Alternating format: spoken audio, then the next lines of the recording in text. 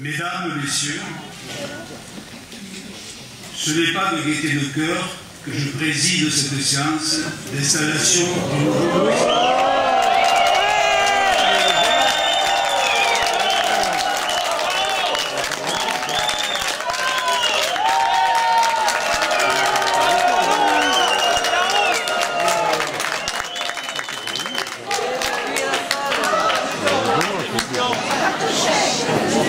Ce n'est pas de gaieté de cœur que je préside.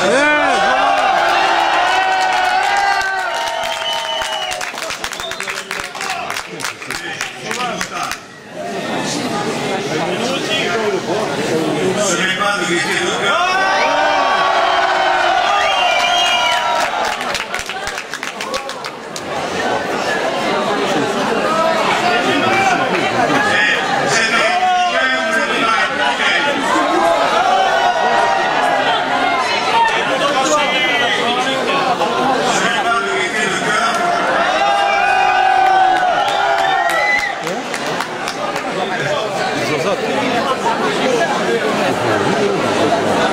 Si vous croyez m'intimider, vous y prenez mal.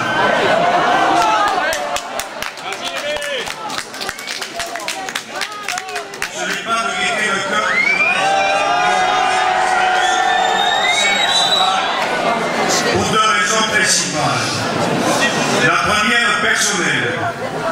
J'avais 39 ans quand j'ai été pour la première fois élu à la municipalité au service de la population. 31 ans déjà. Le temps passe et on peut toujours compter sur moi pour faire entendre dans cette assemblée, à ma façon, la voix des travailleurs, des familles modestes, de tous ceux qui ont à souffrir des dégâts de cette société capitaliste de plus en plus libre.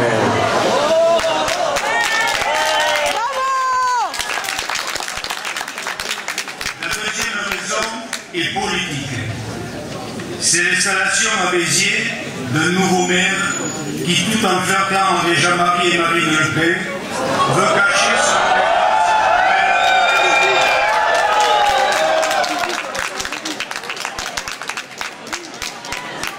Bravo à la démocratie! À la faire chez Poutine! Si ce n'est pas le cas, je lui propose pour plus de clarté de se désolidariser des membres de sa liste en quartier au Front National.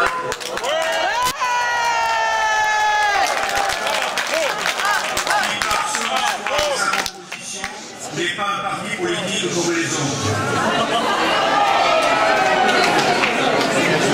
Il est vrai que ce opéra sur le B3 a été facilité par un ras-le-bol général des Biterroises et des Biterrois envers les 19 ans de gestion de la ville par l'UMP. De plus, les responsables au gré des élections successives ont jeté des passerelles entre les électeurs du Front National et de l'UMP. Retour de boomerang. Cette fois-ci, ce sont les électeurs de droite qui ont franchi dans l'autre sens les passerelles pour aller rejoindre tout naturellement l'extrême droite. C'est ajouté à la réalité du déclin de la ville les méfaits des gouvernements successifs de droite et Parti socialiste écologiste.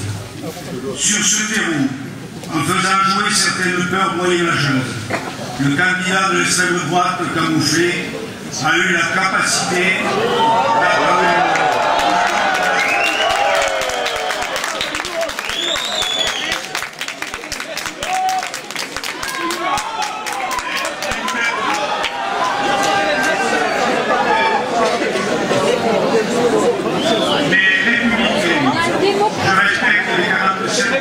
des électeurs biterrois qui lui permettent de devenir à la majorité relative le premier magistrat de l'Autonomie.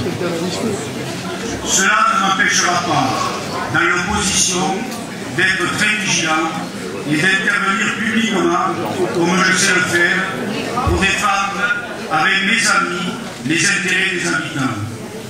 D'ailleurs, à cet effet, monsieur le futur maire, j'ai une proposition à vous faire.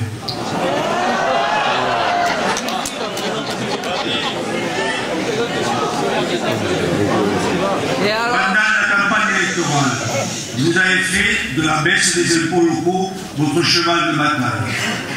Vous l'avez considéré comme indispensable et urgente. Voilà une occasion de tenir votre promesse. Dès la prochaine séance du conseil municipal, sera certainement inscrit à l'ordre du jour le vote des taux des taxes communales foncières et d'habitation. Il ne vous reste plus qu'à proposer la baisse. C'est possible.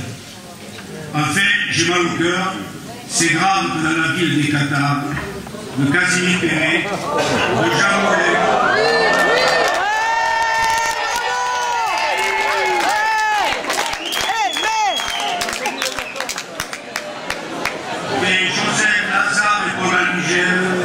où les habitants ont toujours montré leur ouverture d'esprit, bien accueilli les immigrés, ont toujours lutté et résisté aux envahisseurs, nous nous retrouvions dans cette situation.